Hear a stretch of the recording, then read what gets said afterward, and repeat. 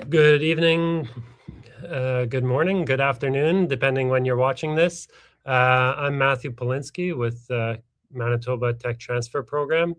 We're called the Knowledge and Research Transfer Program, and we operate under the Manitoba Beekeepers Association.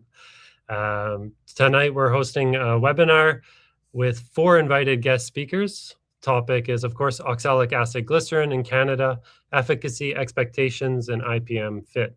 So tonight we're going to hear from Lynae Ovinge. Lynae is a researcher at the University of Lethbridge and also runs a consulting company working with beekeepers across Alberta. Next, we'll also hear from Dr. Nuria Morfin from the University of Manitoba, assistant professor of entomology. Laurence Plamondon from Quebec.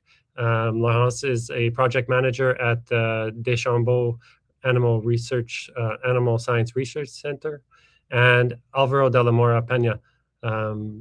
Alvaro is a postdoc at the University of Saskatchewan at the Western College for Veterinary Medicine. So before we get started tonight, I just wanted to say thank you to all of our collaborators who are putting this out on their YouTube channels. It is on our KRTP channel, the Manitoba Beekeepers Association, Red River Apiarist Association, on the channel of Nazari Diakev. He's a local beekeeper here, on the channel of Ian Stepler, and on the channel of Brad Hogg at That Bee Man. And Brad is also providing tech support to run the show tonight, so a special thanks to Brad.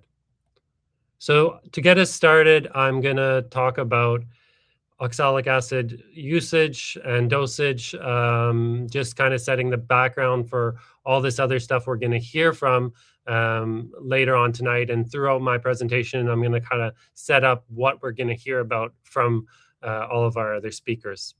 So just to start off, I wanted to say that tonight's content is pretty specific to Canada. I know we might have a lot of people tuning in from around the world and from the United States, but there's a few reasons why it's specific to Canada. Of course, unique climate and beekeeping conditions in our different regions, the seasonal progression of our season, our production objectives, but especially the pesticide registrations and restrictions here in Canada.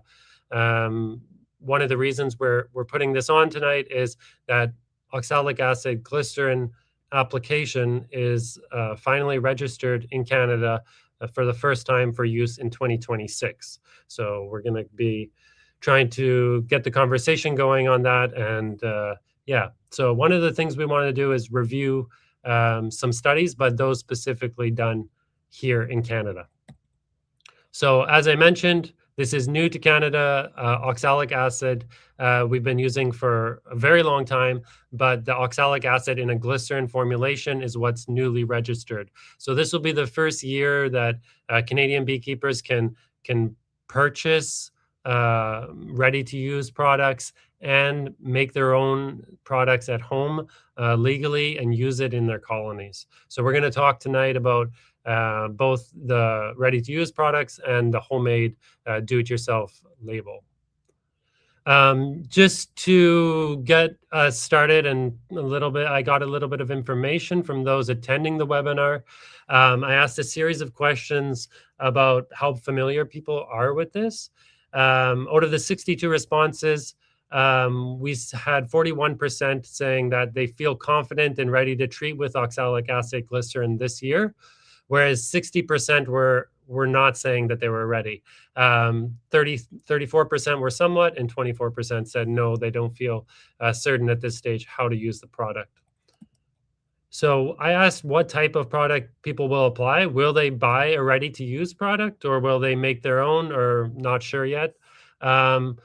This one actually surprised me. We had 56% of the 62 responses saying they're undecided if they're going to actually buy a product or make their own and then put it into their colonies.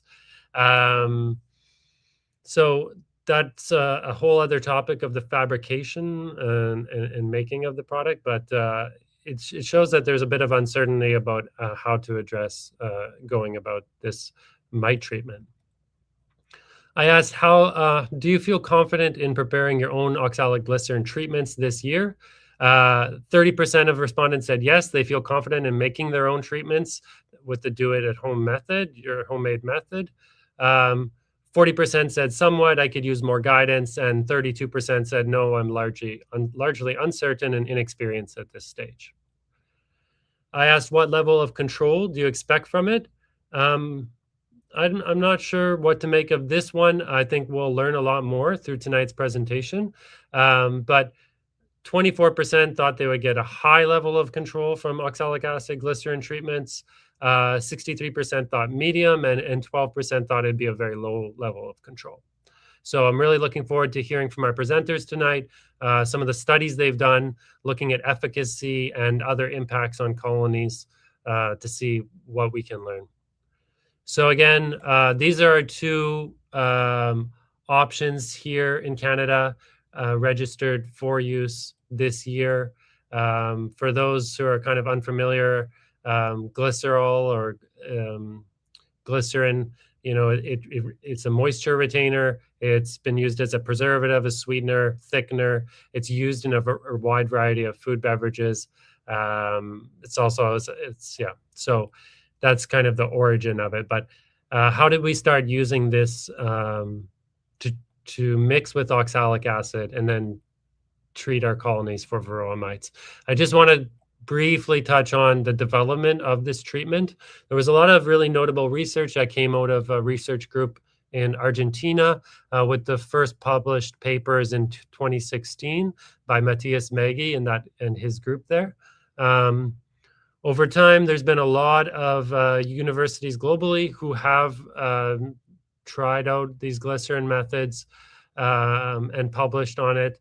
Aluin-Cap is a company based out of Argentina, and they've also done a lot of work on developing the product, developing this application method.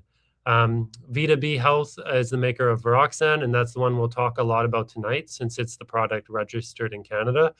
They've done trials in Greece, in the United States, and all over the world. So they have a lot of data, a lot of information on that. I think a lot of you are really familiar with Randy Oliver. He really popularized the do-it-yourself method in the US, and he's published a lot of that on his website, and the American Bee Journal presented on that. Multiple universities in the US have looked at this as a treatment, but today we're going to be focusing here on efficacy trials in Canada. So to my knowledge, and there may be more, but there is record of two trials on glycerin treatment in Quebec, one of which we'll have be hearing about tonight. There's two from Ontario, again, one of which we'll be hearing about tonight. And there's been two ongoing in Manitoba and in Saskatchewan. And I'm involved with the two in Manitoba in collaboration with Alvaro, who's going to be presenting about some of the work that he's doing in Saskatchewan. So we're partially working together on some of that. So what do we have? Here right now, we have the ready-to-use product. It's the only ready-to-use product registered in Canada. It's called Varoxan. It's made by Vita Bee Health. There is another one that's popular in other parts of the world called Aluin-Cap, but that's not registered here in Canada. The other option is using the homemade method. So you'd be mixing the glycerin and the oxalic yourself, and then having it absorbed into either a cardboard strip. There's other common materials that have been used, such as a Swedish sponge, a maximizer pad, fiber paper, and in the past, shop towel was quite common. It seems to have maybe tapered off in use these days. So we're lucky to have with us tonight Lynae Ovinge, who has worked a lot as well on understanding the homemade methods. So she'll be here to tell us about that. I just want to give us a quick context, probably about 2 or 3 minutes, talk about oxalic acid in general, and just get an understanding of why it's so different with this new glycerin application.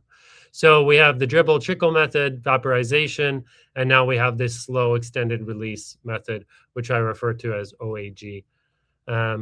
So the methods of doing the dribble, it's typically a single application, but there is research ongoing on repeated applications, understanding if it has any impacts on the colony, negative impacts. However, in general, it's very easy and safe to apply. You mix it in a sugar solution. It's been proven effective. It's optimal when broodless. And the label dose is 1.75 grams per application. With the vaporization method, it's proven highly effective. You use multiple applications. You do need special equipment, the respirators. You want to be very careful around that. It is optimal when broodless or near broodless. Again, it can be used at other times when there is brood, but it doesn't kill any of the mites under the cappings, and that flash style treatment doesn't hang around very long. So it is better when broodless or near broodless. The label dose in Canada is 2 grams, but the common dose between beekeepers these days seems to be around 3 to 4 grams per single brood chamber. Now, with the extended release method that we're going to be diving into tonight, again, as I mentioned, the carrier would be cardboard or a Swedish sponge. It's a single application for 42 to 56 days.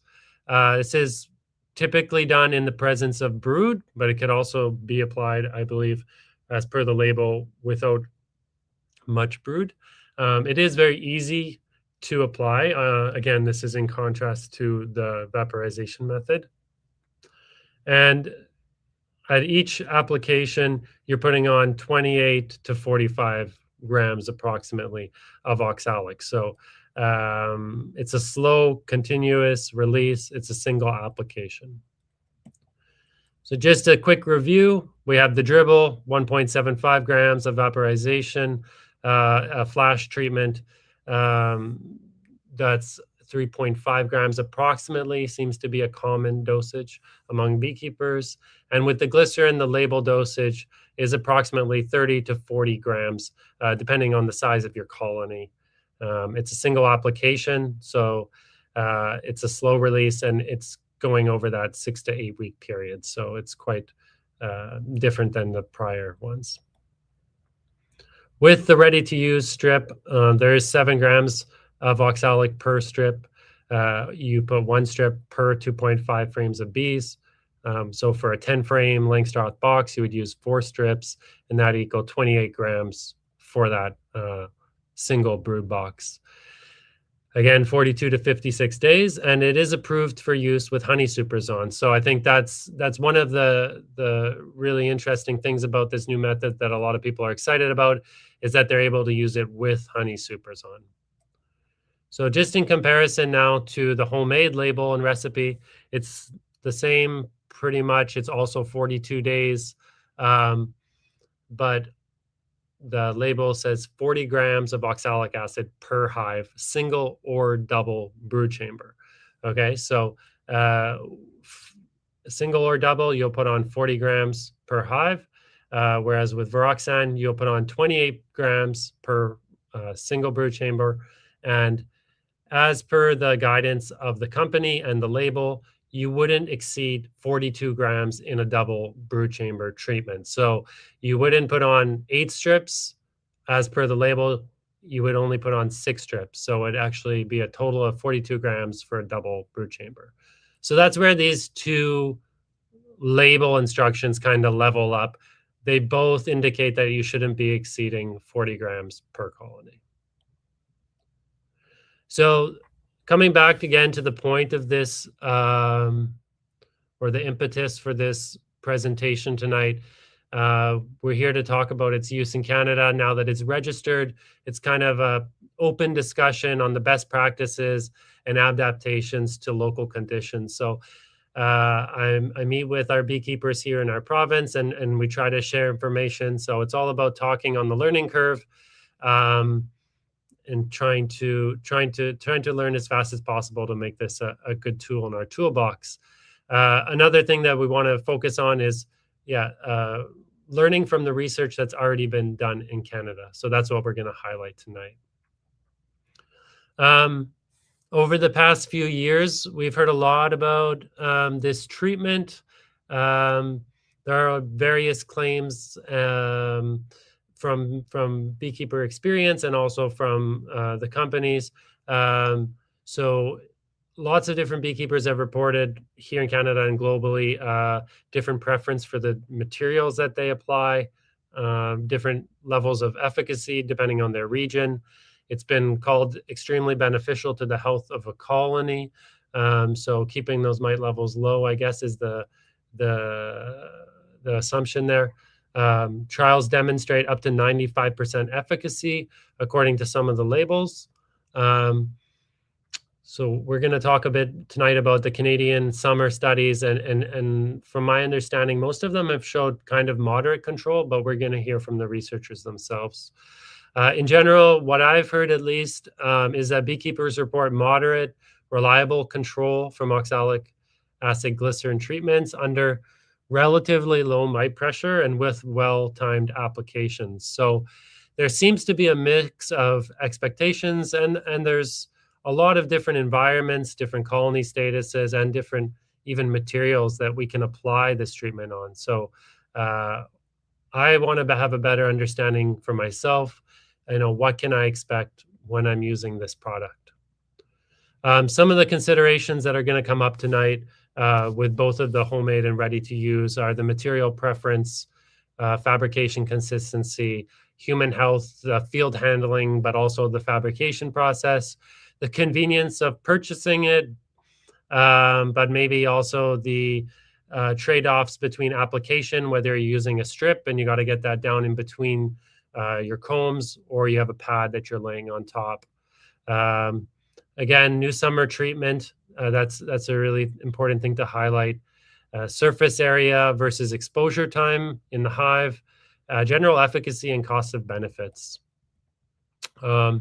Some of the things that may also come up and then have come up in conversations with beekeepers is kind of research to be done, observational learning to do while you're out in using these products, and maybe some caution in current practice as we learn more for our current regions.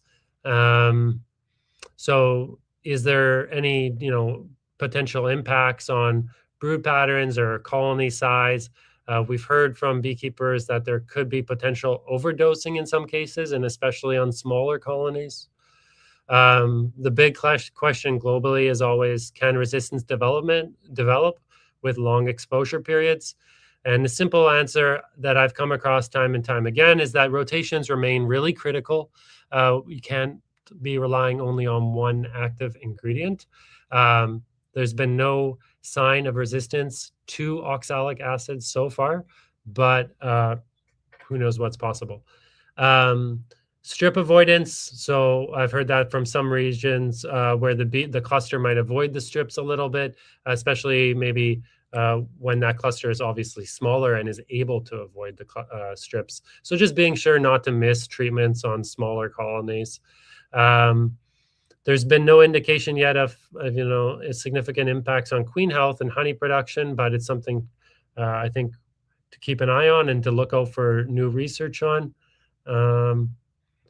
And again, looking at our seasonal timing so that we can get an efficacious product and still reach our production objectives for the season. There's another study that I sometimes mention that was presented at Apimondia. Then it was looking at the impacts of a prolonged exposure to oxalic acid glycerin on bees at the colony level. So what they essentially found was that oxalic acid glycerin was activating their immune system in some way for prolonged periods of time. And they weren't sure if that was a good thing or a bad thing, but they noticed some change in the bees, and they were continuing their research on that. So there's lots of things upcoming. So just always stay tuned. I just wanted to mention a recent webinar that the Canadian Honey Council, Canadian Tech Transfer programs, and Veto Pharma put on, called the Bee Health Webinar Series.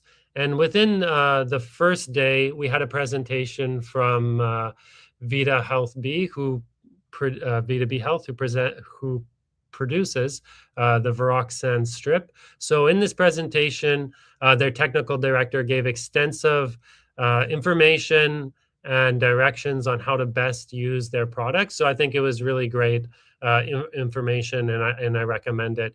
One of the takeaways that I have here sharing from his presentation is a really what they call a classic mistake. So what you see in the first 3 photos is the way that they do not recommend placing the strips.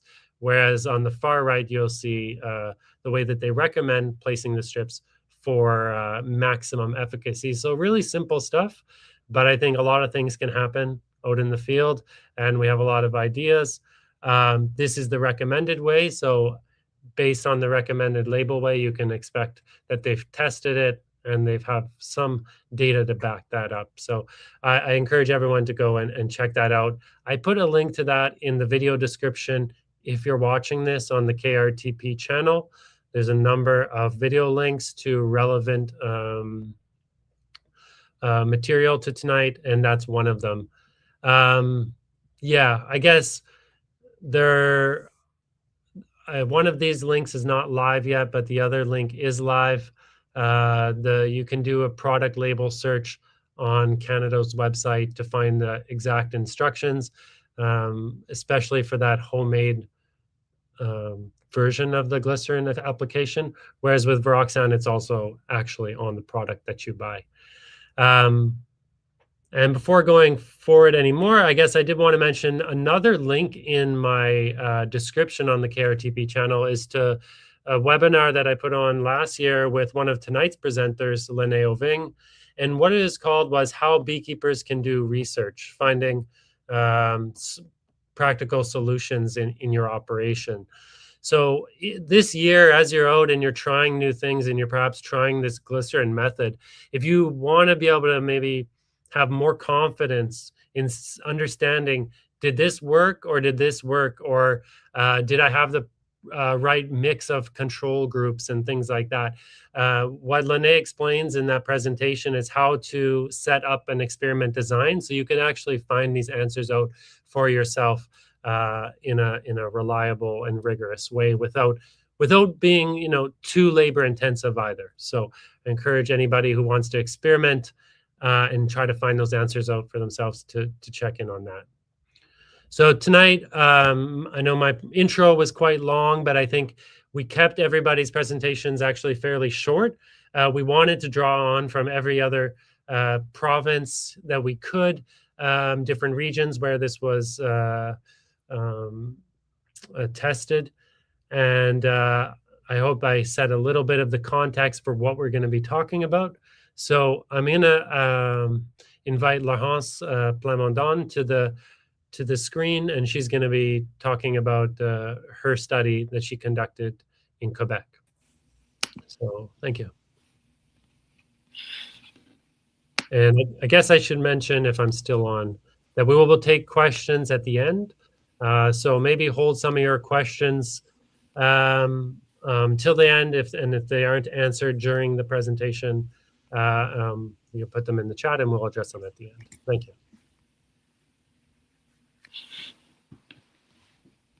Okay, thank you. So, hi everyone, I'm Laurence Plamondon. I'm project manager in the bee team at the CRISAD in the Quebec province. And the presentation of today is about my master project on oxalic acid and glycerin pad, of course, during 2021 to 2022. So we're going straight to the point. The treatment that we used was a homemade. So we use a kind of felt pad, which was a mix of viscose and polypropylene. We buy it at the Dollarama, which is kind of the dollar store. I think you have the same thing in the rest of Canada. And we put those pads on the top of the brood chamber, right under the queen excluder. It was 20 centimeter by 20 centimeter. And we also add an opening in the center to facilitate the movement of the bees to the honey super. In the mix, we add glycerin, water, and oxalic acid. Each pad add 30.5 grams of oxalic acid for a total of 27 grams per colony. So this is less than the new homologation of homemade pads, which is around 40 grams per colony. So keep that in mind during the result. So the objective of the project was to measure the efficacy of that new treatment, to compare it to the Fermic Pro, and then to evaluate the effects of that summer treatment on the colony. So we had 3 groups. First one was the control with no summer treatment. We also had the Fermic Pro with formic acid, and then the oxalic acid pads. And we apply those treatments for 3 weeks from 2 August to 23rd August 2021.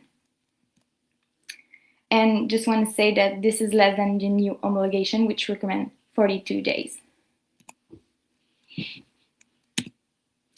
So for the project, we had 135 hives in 6 apiaries in 3 different regions of the province. So we had the research center, and we also add 2 commercial beekeepers to the project to have more hives. We measure different variables. First one was varroa drop on sticky cardboard each week, so during a 7-day period. We also look at the bee population and cluster size. We also look at the brood population, the dead bees in front of the hive, the weight also, which can be kind of interpreted to honey harvest, sorry. And we also took samples of honey and viruses. So let's go to the result. Sorry. So first one, this is the daily varroa drop during all the project. And first result is during the summer treatment. So at the beginning of the application of the experimental treatments, you can see in green the control group, in purple the formic acid group, and in orange the oxalic acid group. And what we can see is that only the formic acid group had a higher daily varroa drop, but not the oxalic acid pad.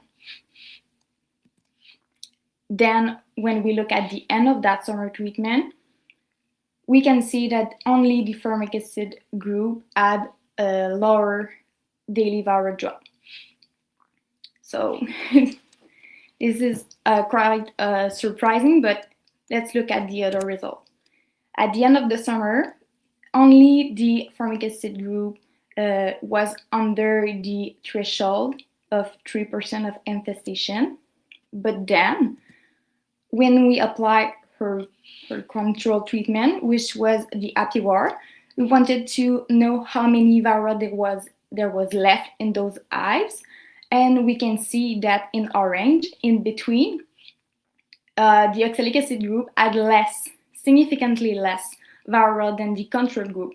So even if during the summer treatment there was no augmentation of daily varroa drop, there was still less varroa left in those hives. So this is very interesting. And then the next, in spring, varroa drop was similar between groups. And then when we look at efficacy, just want to mention that the calculation of the efficacy is the experimental treatment mortality divided by total of experimental treatment mortality plus the apiwar treatment, which was the control treatment.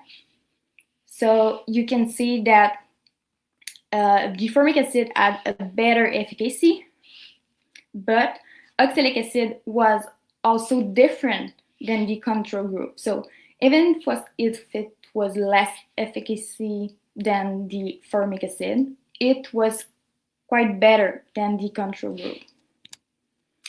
And I want also to mention that during this year, there was a lot of varroa in Quebec.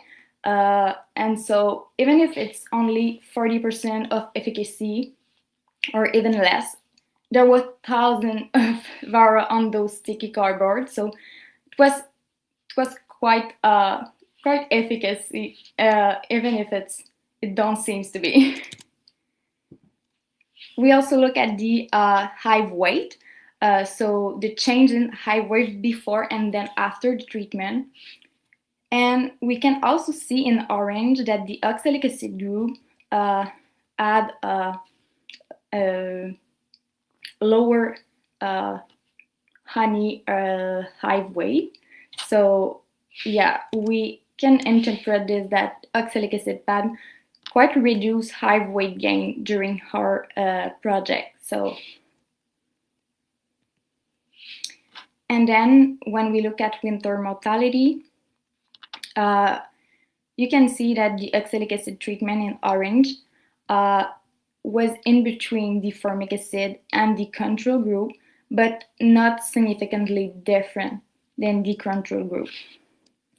And during that winter, Quebec mortality was of 48.4% in the province, just to give you an idea. So kind of reduced, but this was not significant. And then were the pads 3 weeks after the application, just to give you an idea of what it looks. And this one also to specify that the new emulation is 42 days, so it can be quite different of what you will observe in your hives this summer. So in conclusion, the efficacy was really variable, but significantly different than the control group. So it had kind of moderate efficacy, and there was a significant impact on hive weight. And I didn't present the result to fit in the 10 minutes, but there was no impact on brood and bee population, which is really great. There was also no residues in honey and no impact on viruses. And then for winter mortality, it was less than the control group, but not significantly different.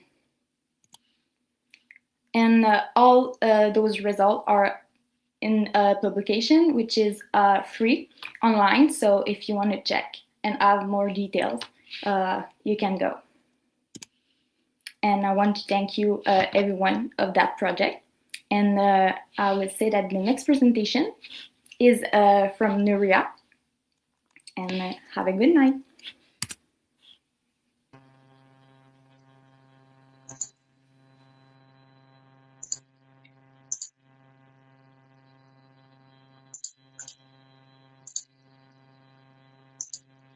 Well, hello everyone. I'm glad to be here with you. Thank you so much for the introduction, Laurence.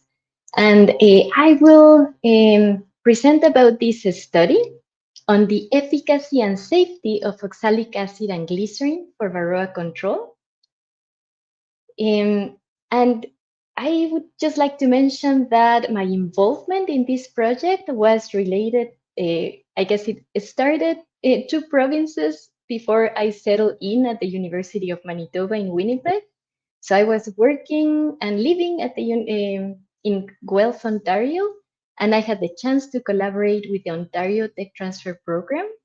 And in this particular project, I was involved in analyzing the data. And along with Lynae, we wrote the manuscript, which is now published in an open access journal. So that means that if you Google it, you'll find it, you'll be able to access this study. And in a rainy day, you can have a lot of fun seeing what was some of the details and things that happened throughout this study. But today I will summarize the findings and some of the things that are relevant for on the practical point of view and management for varroa control using this oxalic acid and glycerin formulation. So this study was based on the previous projects that were conducted in Argentina. As Matthew mentioned before, these were done by the group of uh, Maggie et al. And so you will see that the doses and the formulations are following their initial study in those regions. And the idea, as you might suspect, it was about ways of better controlling varroa destructor. This study, I guess I see the years, and it has been a while since this study happened. But the things that has remained the same is the impact of varroa destructor and its relationship with overwinter colony mortality. Varroa is still a concern, and very recent studies, one of them conducted in British Columbia, we showed that colonies with 1% or more mite infestation during the late summer or fall are more likely to die in the following spring. And this is in line with another study that was conducted in Quebec, where they found very similar results and an injury level of 1% in colonies that were parasitized by varroa, with this percentage equal or more of 1% mite levels, and also infected with deformed wing virus. So we're seeing that this threshold that we have, this limit of varroa levels that we have, to have a more likelihood of success, of overwintering success, it comes to 1%, which is, so that means that we need to include different tools and management practices to make sure that at the end of the summer or fall, we have low levels that will allow us to have better success. So that comes with a challenge because when this study was conducted, the one that I'm mentioning right now, that was done in Ontario, there were few registered products to be used in the summer. And so we basically had a formic acid, then later a Hopguard, and now we have oxalic acid and glycerin. And there's two options that it was mentioned before: the homemade approach, the do-it-yourself, or the commercial product Varoxan. So this idea of having a treatment to control mite levels during the summer was of great interest to the beekeepers, and also to have proof or data to support the registration of such products. So the main objectives of this study were to evaluate the efficacy of oxalic acid and glycerin to control mite levels during the summer in continental climate, that means Canadian conditions. And also to compare this formulation with other registered treatments, including oxalic acid triple and 65% formic acid, and all these applied during the summer period. And then the third objective was to assess treatment effects on bee cluster size, worker mortality, brood pattern, queen status, and colony survival. And lastly, there were some honey samples taken to make sure that there were no residues of oxalic acid in treated colonies. Again, emphasizing that this treatment, the aim of this treatment was to be applied during the summer when honey supers are on. So for this study, there were 116 colonies included in the final analysis. They were in 3 different apiaries in the Guelph region. There were the colonies were single brood chambers. The study started in mid-August, where the daily conditions were between 20 and 34 Celsius. And this study lasted for 42 days. APVAR with the chemical amitraz was used as a finisher treatment after the 42 days of oxalic acid exposure were done. For the treatments, there were 4 treatment groups. The first one is where the oxalic acid and glycerin strips. The group used cellulose strips to impregnate oxalic acid and glycerin with a final concentration of 10 grams of oxalic acid per strip. So that means that at the end, the colony had 40 grams of oxalic acid per colony. Then there was the oxalic acid dribble following the label's instructions. 65% formic acid was the third group, and then the control that received no treatment. All of these colonies at the end of the study received Apivar, as I mentioned before, as a finisher treatment. So that allowed to analyze the data, compare the experimental groups against the control, but also the before and after treatment situation. So this is an image of the cellulose strips that were impregnated with oxalic acid and glycerin. They were 24 by 4, each of them, as I mentioned before, with 10 grams of oxalic acid, and they were hung over the top of the 4 frames vertically and left for 42 days. Very briefly, the results from this study showed that oxalic acid and glycerin had a 55.8% efficacy, which might not be extremely high or compared to other studies that showed more than 90% efficacy, but it was significantly higher compared to the control and also compared to formic acid. Oxalic acid, glycerin, and oxalic acid dribble were not different between them. There were so oxalic treatments were not significantly different. And I guess something to highlight is that the maximum efficacy in one of the experimental colonies was observed with the oxalic acid and glycerin treatment, which was 85%.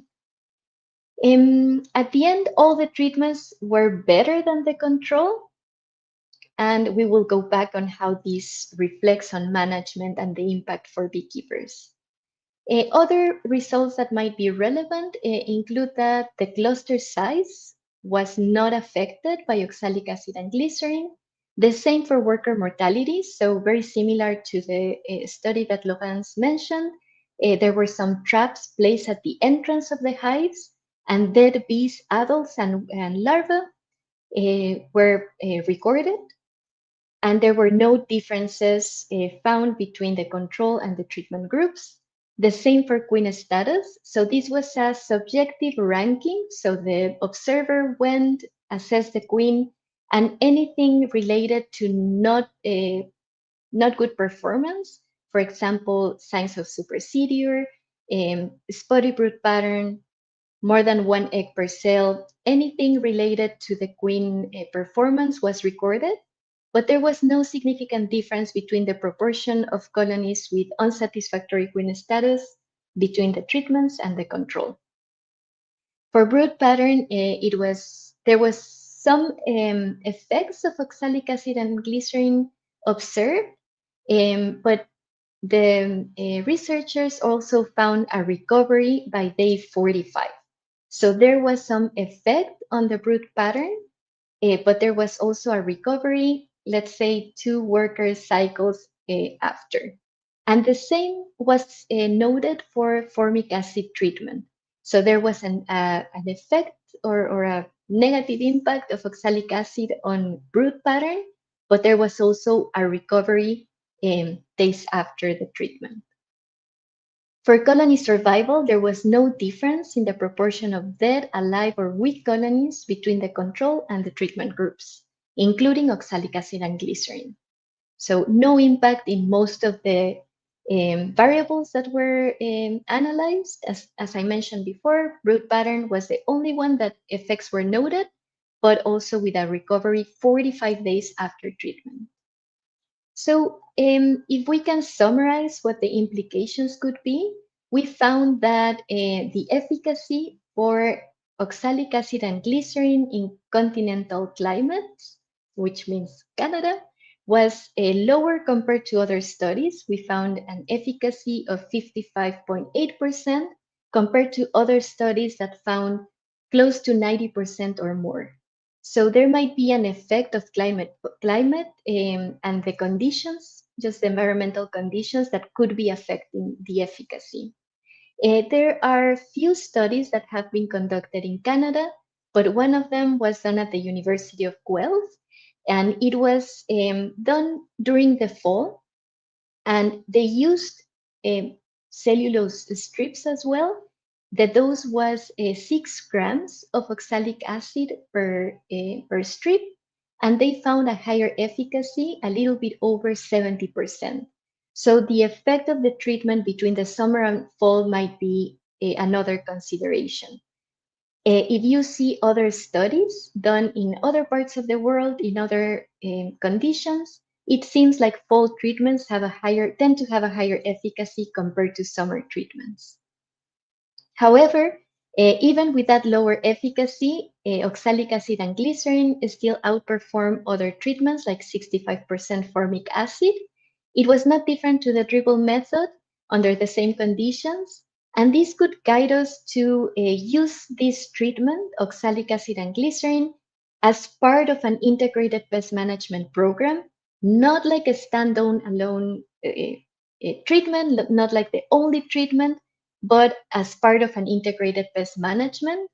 We would have to emphasize monitoring for mites before and after treatment. Never trust mites. So I would say once the treatment is over, monitor and consider your fall treatments as well. Because even with a 50% reduction and limiting that exponential varroa population growth, there's still a risk of having high levels at the end of the season that could impact colony survival for the spring. What else? I guess I cover all that, mainly climate. It might be an issue, fall versus summer treatments, even though there is not a spectacular efficacy, it is still very valuable to be used in an integrated pest management approach. And so I was looking at my photos and trying to find one where most of the people involved in this project were there. And I guess this is a photo that most people that were involved in this project appear. So this was led by the Ontario Beekeepers Association Tech Transfer Program. And there were many other partners, including Canadian Honey Council, Ontario, the Government of Ontario, University of Guelph, Bosworthy Solutions, and University of Manitoba. So many people involved, and hopefully this would give some information and resources that could be practical for beekeepers and the application of these methods. So thank you so much for your attention. Thank you also to the organizers. And the next speaker in queue is Dr. Alvaro De la Mora, a postdoc at the University of Saskatchewan. And thank you so much.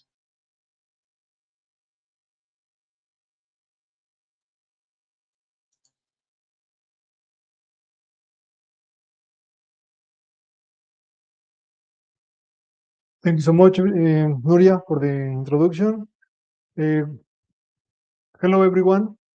Today I will present the results of this project that has been conducted at Dr. Sarah Wood's lab at the University of Saskatchewan and in collaboration with the Knowledge and Research Transfer Program in Manitoba. So, for this study, we wanted to assess the efficacy and safety of the new formulation of oxalic acid glycerin strip, Varoxan, the one that Matthew spoke earlier, but during the winter in Western Canada. First, I would like to thank my lab mates, also all the sponsors, including Vita Bee Health, and the beekeepers, 2 in Saskatchewan, 1 in Manitoba, and also to the Tech Transfer Program in Manitoba for this collaboration. So, as Matthew mentioned, these are the strips that we are using, Varoxan, which are cardboard strips with oxalic acid and glycerin. And this product was just registered in Canada. So this is good because beekeepers have more options to fight varroa. And we wanted to know how is the efficacy and the safety of this new formulation for the colonies in the winter. Why in the winter? Well, because of the life cycle of a rod structure and the climate conditions in Canada, in the winter there is few brood inside the hives. So varroa reproduces in the brood, and by having less brood in the winter, most of the mites are infesting adult bees. So it's a great opportunity to attack those mites that are on adult bees. And in this presentation, I am just summarizing some of the main results after 2 years of this study. So we had different setups. So colonies were under different conditions depending on the beekeeper and the facilities that we had. We had colonies that were kept indoors. These were done in Manitoba and in Saskatchewan, and also colonies that were kept outdoors in Saskatchewan. And this, for these 3 locations, one in Manitoba, one in Saskatchewan, indoors, both of them, and one outdoors, were done at the end of last winter. In addition to that, the second year, we did that at the beginning of the winter. So for the first year, we did that from January to March 2025. And for the second year, we changed the date of application, started in November and finishing in January. For the first year, the colonies that were kept indoors, we had 4 treatments. So we had sham, which was a negative control, the strips without any chemical on them. We had amitraz as a positive control, and 3 different doses of the oxalic-acid glycerin strips. The recommendation dose for a single brood chamber is applying up to 4 strips. So that was our highest dose. Then half of that was medium dose, and a quarter of the high dose was only 1 strip, which was our low dose. For the colonies that were kept outdoors, we had only 3 treatments.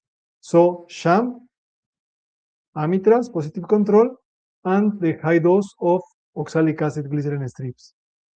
The following year, the second year, we had colonies in Manitoba indoors, same conditions, but in Saskatchewan, we have colonies kept outdoors.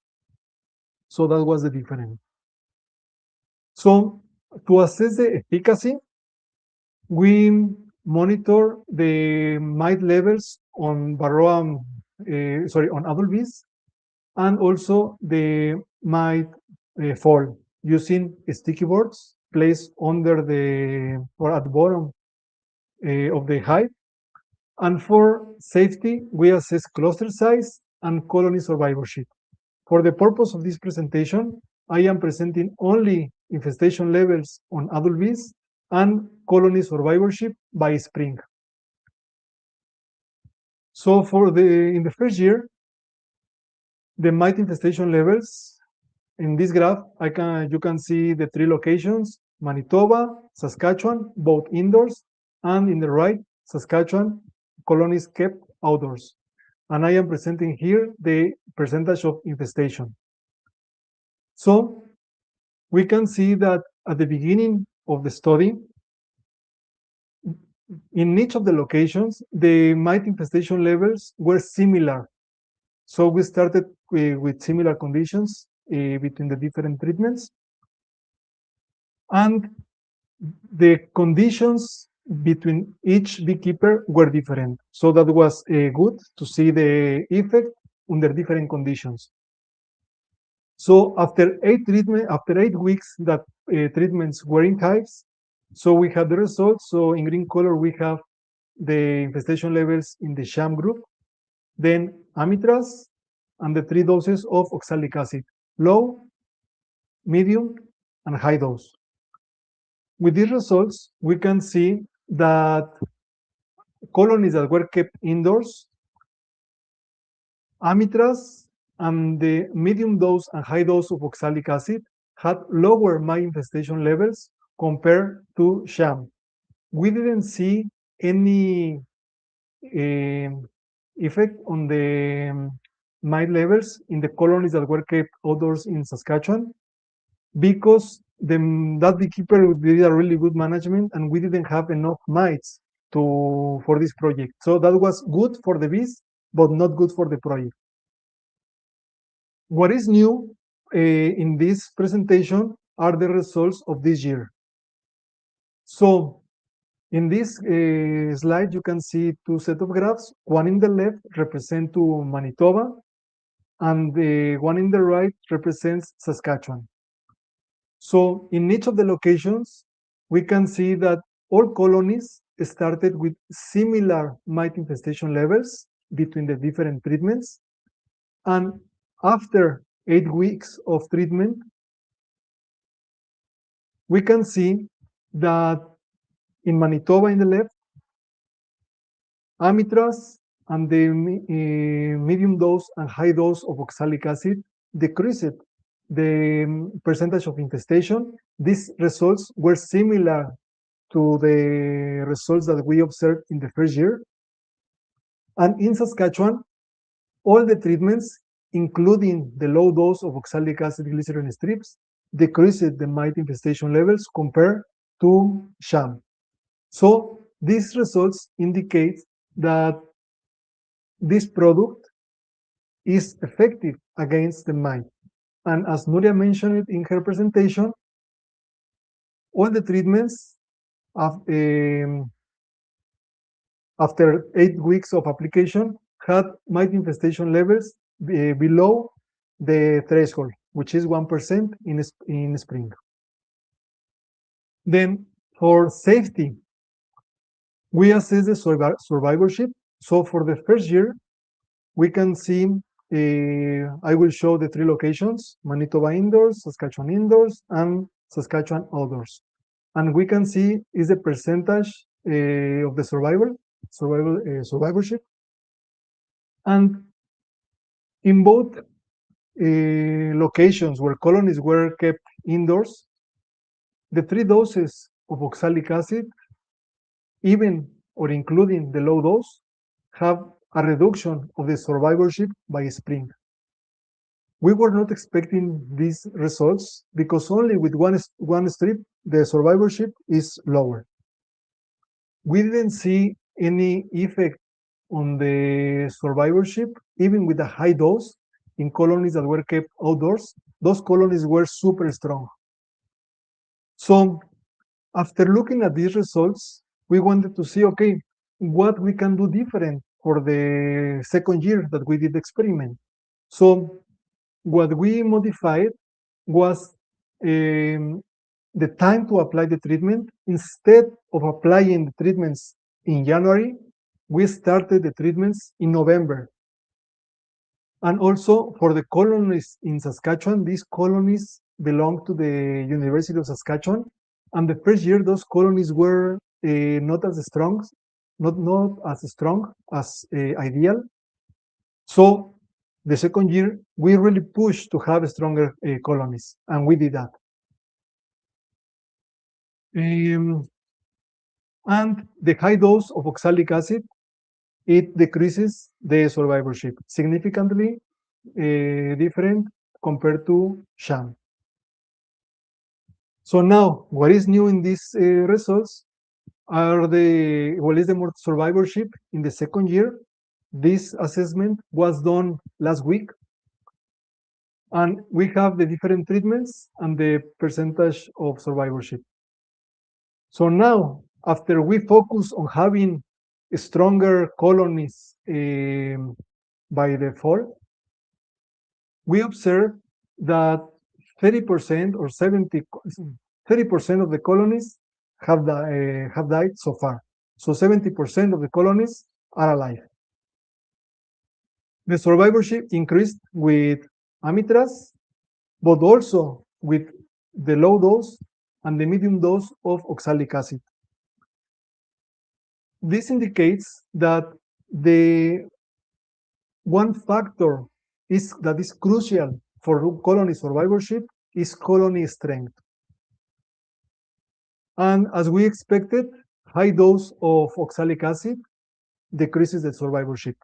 In this slide, I am showing only the data from Saskatchewan, and the data of Manitoba is in its way. So with this, what we can conclude? That the new formulation of oxalic, well, first, is that the winter is a great opportunity for treatment. And as I mentioned, because there is less brood in the hives, and most of the mites are on adult bees. However, there is a challenge for the beekeepers to access to those hives because, for example, right now we are in the middle of April, and tomorrow we are going to get snow, actually tonight. So accessing the hives in the winter is difficult. And if the beekeepers are using colonies indoors or keeping the colonies indoors, it's challenging to operate or to open the hives inside the building. Oxalic acid glycerin strip is effective, and the mite levels go below the threshold, which is 1%. The safety of this product will depend on different conditions or variables. First, the dose. Higher the dose is less safe. The colony conditions play a relevant role on the safety, and also the time of application, the amount of application. Amitraz is still effective against mite. And what else we are doing at the University of Saskatchewan? Well, we are conducting more research during the winter. For example, applying oxalic acid vapor in colonies that are outdoors, and using oxalic acid dribble mixed with sugar syrup in indoors. So with these results, just to wrap up, I don't want to promote just to leave the strips there for all the winter. Just follow the guidelines and the label of the product. And this product, the Varroxan strips, the intention is to be used in spring, summer, or fall. So using this product or these strips in the winter is what we are testing, how safe is for the bees.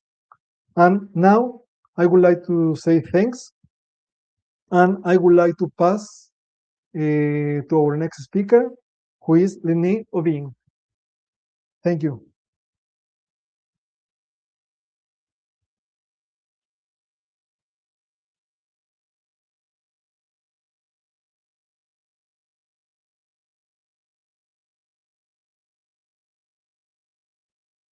Thank you, Alvaro. I need to go back. Yes, so I'm here today because I work as a consultant in the beekeeping world, which sounds kind of fancy, but really I just wind up doing a lot of varroa trials. I do them for beekeepers. I do them for companies trying to register varroicides, and so because of that, I was also able to get a contract from Canadian Honey Council to put through this amendment to the oxalic acid label, which we've been talking about all night. But so the oxalic glycerin pads were added to the oxalic label. And yeah, this just went through this year, and been many years of work by a lot of people in Ontario, and the other trials you saw tonight, with the exception of Alvaro's, which is too new, were used to support this registration. So lots of people led up to this, and then I was the one who actually sent it through. And so I just wanted to use my time to explain to you a couple of little things about the label. So this part is all the same. And obviously, I just want to say, you guys, almost all of you, I'm sure, know this, but there is PPE, personal protective equipment, required when you're mixing when you're mixing oxalic acid or applying oxalic acid, and particularly for the glycerin strip, you know, we have this heating element that we've never really been done when we've used oxalic acid before. So here's the whole label. Now, I'm not sure how this will show up for you guys, but what I really want to show is that here's our solution method. So this was on the label before. This is an old label, and these parts of the label are actually very vague. But so this is your solution method, which you guys will call dribble or trickle usually. Here's our vaporizer method, which is widely used. And you know, as you can see, it's really, really vague. And it's just an old label, and that's why it's that way. You know, it doesn't say anything about, say, the temperature, which we know is important for oxalic vapor, or like multiple applications, which are things that have become part of how we use the vaporizer method in Canada. But so yeah, these labels are, these parts of the label are more vague. When we get to the glycerin strip method, it's much more detailed because this is an amendment to the label, but so it's a newer section of the label. And so there's just a few things I want to highlight, okay? And one of them is that we've written here that this is for suppression of varroa mites. And as some of the previous studies mentioned, you know, the efficacy of this treatment is very variable. So by using the word suppression, you know, we're saying you're not going to get this really fast knockdown of all your mites. You know, this isn't your fast acting treatment, but it's useful for suppressing varroa mites. And as they've also mentioned, you know, it can be used with brood and honey superzon. Now, there's lots of detailed instructions in this label, but I want to highlight what is not detailed because I think it's really important, and I purposely made sure the label was this way, but there is a ton of leeway in the material you use for the homemade. And that is really because this homemade thing has developed naturally over time, and we've seen that a lot of the different studies use different strips. We know, just talking to beekeepers, they're using different strips. And so the label's written in order to that you can basically use whatever strip you want, whatever size it is, as long as it's absorbent, and that you make sure you're doing the 50 grams per hive, which is written down here. And I think this, and then in the next section here, you know, you can place them however you want, so they can go over the top bars of the brood chamber, or they can be allowed to hang down between the frames. So, and then it does say they should be left in for 42 days. But there is a lot of leeway in the particular strip, and this was on purpose, but I really do think that as we move forward as an industry, now that we have this registered, that we'll get a lot of extension work and try to figure out, you know, what are the advantages of these different materials we're using. And you know, and basically, I mean, really what we want is to get the dose to the bees and to get the maximum number of bees walking on the strips, right? And so how does that relate to pad surface area and where we're placing the pads and that kind of thing? And so in this way, this label allows kind of for adaptation as we move forward, which I think is really important. And if there's one thing I know doing this work is that the beekeepers will adapt, and they'll, you know, right now the green pads are the way to go for a lot of guys, but I think we'll see it move forward, and we'll really get this honed down, you know, what's the most effective way to be using this. So I just wanted to highlight those things, and give again a shout out to the other studies that were involved here. And yeah, and if anyone has any questions later, happy to answer them, and I'll just hand it back to Matthew now. So.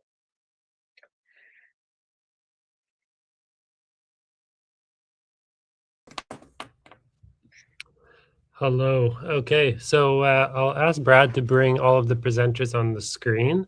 Yeah, there's been a lot of wonderful information, and you guys all did an excellent job of like putting it into a very short time period. I think I talked way too long off the bat, so I definitely commend you on that. I will be rewatching this webinar to take more of it in. during this time, I've also been monitoring the chat. We're receiving questions from all the different channels, and there's some good conversation going on in the chat. I'm just going to start with Lynae since we ended on the label. There's a bunch of questions, Lynae, but I think, okay. One of the ones that someone has asked me now a couple of times is, why is it said on the label to not use leftover oxalic-acid glycerin mix? So you're making up your strips, you mix your batch, and then you have a bit of leftover at the end. And what does that really mean by leftover? Is that by 1 day? Is it by a week? Or is it by a month? What's the concerns here?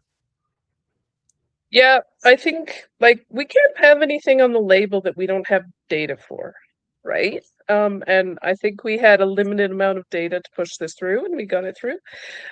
So I can't really put something on the label. Oh, by the way, you can reuse this solution for 60 days, but not 120 days, or 2 days, but not 7 days, without having the data for that. And I think we all agree that if we'd waited around for the data for that, you know, that would have slowed things down. If I can just answer on a similar line, I saw in the chat, someone was asking about singles versus doubles because, you know, the dose was the same. Again, all of the trials were done on singles.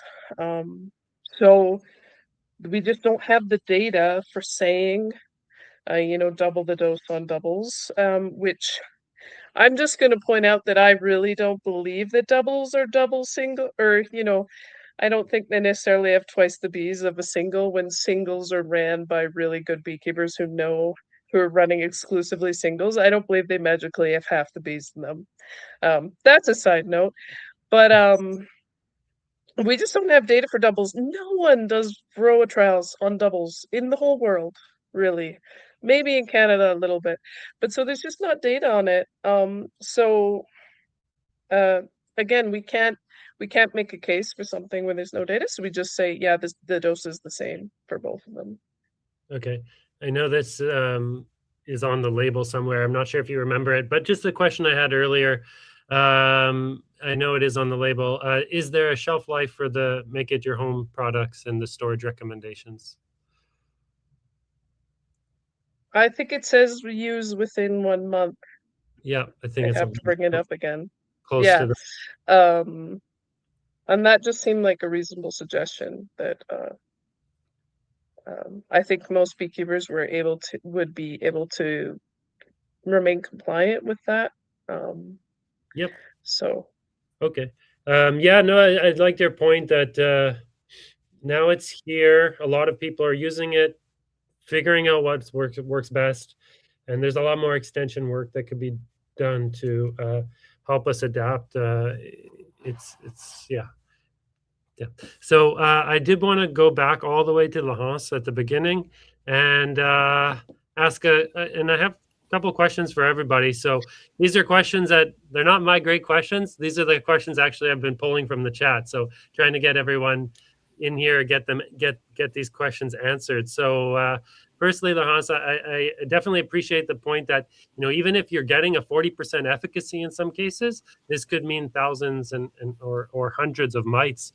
And so it's not nothing, and comes back to Nuria's point about working this into your toolbox and don't stop strategizing the different tools you're going to use throughout the year. There was a question in the chat that was wondering about the reduced weight gain that was observed. There was no impact potentially on the bees or on the brood, and I noticed that the treatment period was quite short. I think it was 3 weeks. Yes. So what do you think was going on possibly here? Could this have been someone suggested a function of reduced foraging, or what have you guys thought about? Yeah, we hypothesize that maybe it will be kind of a bigger surface on the top of the brood chamber, maybe the movement of the bees or trying to not touch the pads. But we didn't find any perfect answer to that result, honestly. So, yeah. And we also weighed the whole hive, so we didn't just took the honey super. So we kind of interpret this by honey super, but it's the whole hive that were weight. So yeah, kind of a weird result, and we didn't saw the same thing in the literature. So it was kind of the opposite. So we don't fully understand that result, fortunately. It's definitely something to be, be cautious about. And I think, I don't know if how critical it is to start looking at, but I'm interested in if there could possibly be any reduction in our honey production, because at least here in the prairie provinces, we have a very short season, and it's all in one stretch to produce our honey, and if we miss it, it's done. So it's definitely something I think merits more research, if there is any impact on honey production. Which kind of ties into the next question that I saw in the chat for Nuria, which was about this potentially spotty brood pattern. Well, firstly, my concern is, of course, if I see a spotty brood pattern, and it takes 45 days to recover, that could really slow down my population growth for collecting my honey crop. But the question was, why would brood be spotty if the queen and workers aren't affected?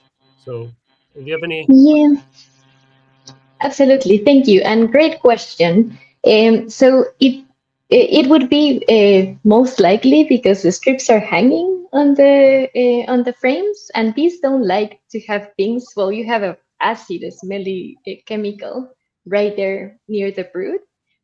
So even when you put a anidress or an apivar strip, they tend to stop laying eggs, and you see like a mark on the wax. So that could be related more of a physical contact of the chemical. And yes, the recovery days is 45 days that were noted.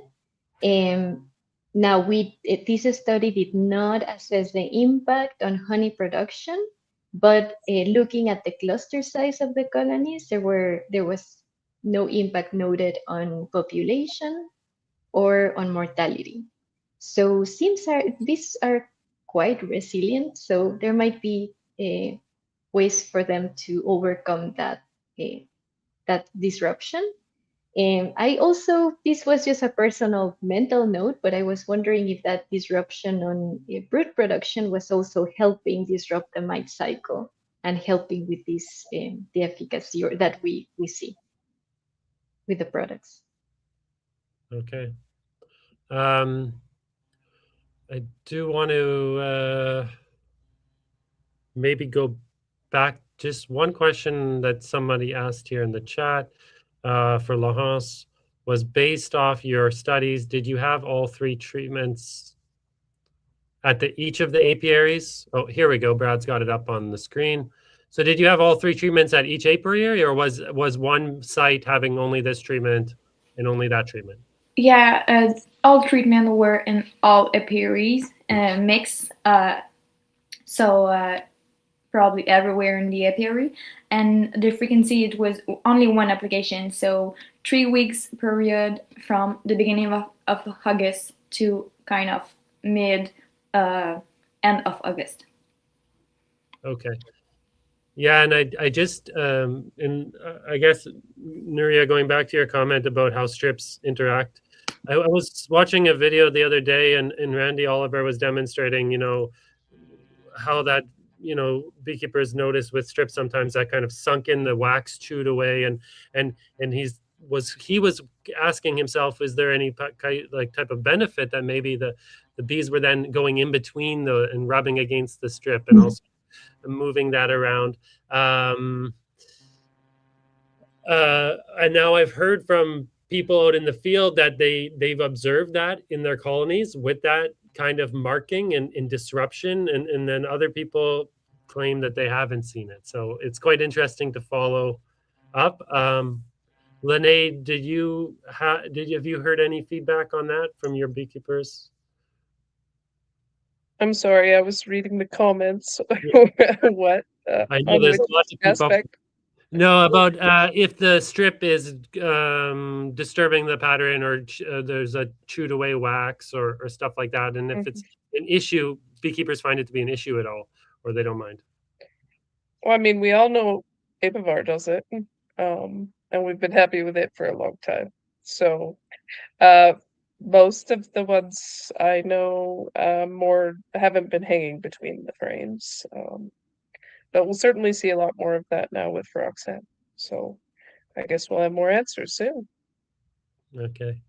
Mhm. Alvaro, I do have a couple questions for you. Luckily, I've been fortunate to be collaborating with you and Dr. Sarah Wood, so I have a little bit of inside knowledge on this trial. Yeah, so now I'm thinking, where do I start with this? My perception has been that when you've been doing your sticky board counts, you've put in the strips, or we've put in the strips when the colonies are, fairly broodless. And when you've done your sticky board counts, you're seeing a pretty fast knockdown. Is that correct? Yes, it's correct. Yeah, so really related to that broodless period versus in presence of brood when most of these people are using it. So it's definitely not, it's definitely not false to say it can provide a fast knockdown, but it depends on what's going on in the colony. It sounds like how much brood is there and how the bees are moving. Exactly. As used to mention, in our study, we applied the treatments for 8 weeks. The most number of mites that we observed on the boards were during the first 4 weeks, but mainly the first and second week.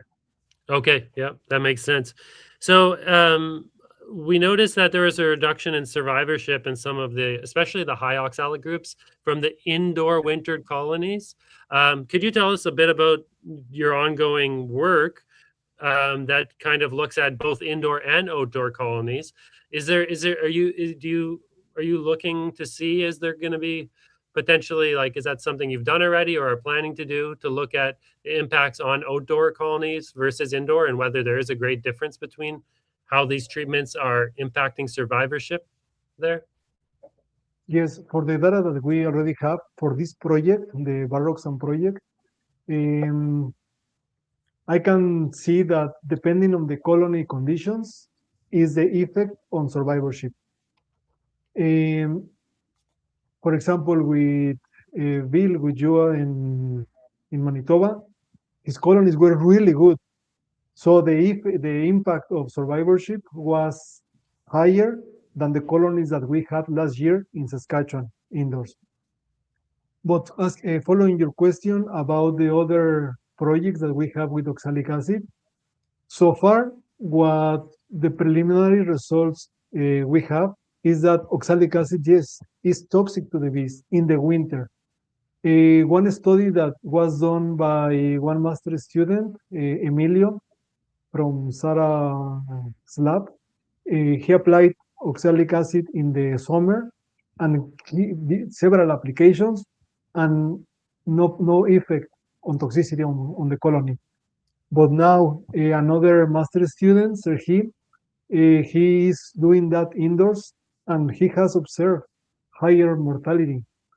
In terms of the other project, the oxalic acid vapor, yes, depending on the dose, the colonies are dying with higher dose, and actually with several applications. But we are still analyzing the data, and those projects are still ongoing. Yeah, and I guess I should just highlight what we call high dose in our winter experiments is actually a regular dose through the rest of the year. It's correct. Yeah. So we're saying a high dose is harming some colonies, but just so beekeepers are aware, that's actually just a regular 28 gram per brew box dose, but in a different setting in the winter. Yes, and just to finish with my comment about that question, for a reason, we can see that the impact of oxalic acid on winter bees is worse than on summer bees, but we need to analyze more data. Okay. Wonderful. Lynae, you've been monitoring the chat. Are there any questions that have come up that you want to address? Yes, I'd love to answer Julia Cobbin's question, because I love her, and we didn't have the experience of having her in person, I guess. She asked for an example of how this is actually being used without other treatments in the year. So I'll say, well, I know a beekeeper nearby with a lot of hives does apivar around March 15th to April 1st. Puts on these pads, oxalic acid pads, the green ones, which is a Swedish sponge, around May 15th to June 1st. And then formic crow around September 1st. Then oxalic vapor, and I'm in Lethbridge, so this is Southern Alberta type weather, but oxalic acid vapor, like 3 rounds, all in usually October/early November. So that's just an example of how it fits within a treatment regime that's currently being used. No, thank you for that. With the Formic Pro, do you know if it's a 1 pad application or 2? 2. 2 pads on a double. Oh, on a double. There's been a lot of talk also about the pads in between. Like, so when we're doing pads on a double, I've got some beekeepers who want the pads in between the 2 brood chambers, and some beekeepers putting them on top of the 2 brood chambers. And it's kind of some thought, we always want the bees to go up into the super, and so there's some thought that maybe the pads above the 2nd brood chamber would slow down bees going into the super, especially beekeepers that use no excluders, which is pretty common. So we hear some chat around that. I don't know that one's ever been finally resolved, but some beekeepers feel that it's better to put the pads between the 2 brood chambers to avoid any risk. And someone else asked about the strips next to the excluders, like on a single, for instance, if you put the pads on top and put excluder on top. I've seen green excluders from the pads, but and you would think it is corrosive to metal, but I haven't seen anyone shy away from metal excluders for this reason. So. Okay. Alvaro, I'd like to go back to you and ask about the mid dose. Did you see good efficacy with the mid dose? We know the high dose killed mites, but it also appears to be harmful in the colony. A mid dose was 2 strips, I believe. Was it 3? Yes, 2 strips. 2 strips. 2 strips. Did you see good efficacy on mite kill? Yes. Yes, in both in Manitoba and in Saskatchewan, in both years, we had lower mite infestation compared to sham. So yes, the efficacy was high. Perfect. Yep. There's maybe a tough or impossible question, but I'm going to throw it your way, everybody. The question is about using oxalic acid strips with other types of treatments. I've received this question in a number of different ways. The first time I received it at a convention recently was, what do I think about putting in the oxalic strips, but also doing vaporization at the same time, because maybe I'm there or I want to get a quick drop and use a long slow release, as well as get a couple flash drops in. But I think what a lot of people are talking about is what else can they potentially use or not use it in combination with? Is there something that they should be particularly concerned about using it in combination with? Formic, amitraz, yeah. Does anyone have any thoughts? I know it's a really difficult question. I think you know, if there's gaps in our knowledge of varroa treatments, it is this. There's no studies that really tell you about the safety of them being used at the same time. And I think a lot of beekeepers assume that maybe using them at the same time they get double the kill, but it really does depend on the mechanism of that particular varroa. And also, it's also possible that they might sort of not work well together and they could cause effects that neither of them cause separately. I do think I just speak for what I see in Alberta here, but there's this changing landscape of varroa management where it's becoming incredibly hard to control, especially when you start to see apivar resistance or amatraz resistance. And so I think answering those questions about which of these treatments can be used at the same time is important going forward as we see varroa become more and more hard to control. So I can also try to answer that question. In your first point, you mentioned applying the strips and at the same time applying oxalic acid vapor. I will not go with that because in the experience that we have seen so far in Saskatchewan, regardless the way of applying oxalic acid could be in sugar syrup, the strip, or the vapor, it harms the bees so far in the winter. So applying two different ways the same product will be, in my opinion, will be harmful for the bees. And in addition to looking at different treatments, as Nuria mentioned, integrating a pest management strategy. So maybe looking also for breeding programs that can help to have bees that are more tolerant to varroa. Thanks. I guess I'll make a call out for any last words from any of our guests. If there's something you want to comment on or share that you haven't had a chance to. So I would just mention that it's exciting to have a new method for controlling mites, and we should take advantage of these, try it out, and I would say never trust the mites. So keep monitoring and let us know what your experience is, because that helps to make informed decisions, and on our side to know what to research, and we can take the losses for experiments. So let us know. And thank you to the organizers too. Yes, I think, sorry. Oh, sorry. Go ahead.